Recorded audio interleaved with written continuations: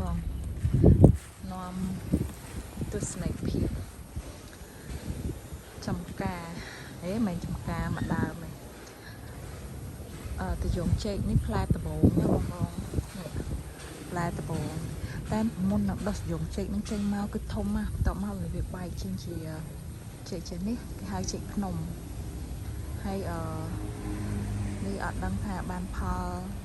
អត់ទេចាំមើលតទៀតសិនព្រោះតំដោះផ្លែមកដំបងតែចេកនៅក្រៅធំណាបងនេះដាំប្រហែលជាខ្ទង់6 ខែ 7 8 ខែទៅបានប៉ុណ្ណឹងហើយផ្លែបានប៉ុណ្ណឹងលើនឹងប្របែកគុំទូចេញមកនេះតែអត់ដឹងថាទឹកងាប់ទេតែលទ្ធផលទឹកងាប់ច្រើនជាងមួយស្វិតប្រហែលថ្ងៃដាំប្រហែលជាខ្ទង់ប្រហែលថ្ងៃ3ដើមទៀតប្របែកគុំមកមើលទៅអត់សង្ឃឹមទេអាចនឹងអត់ជោគជ័យទេតែម្ដងធំនោះគឺល្អមែនតើ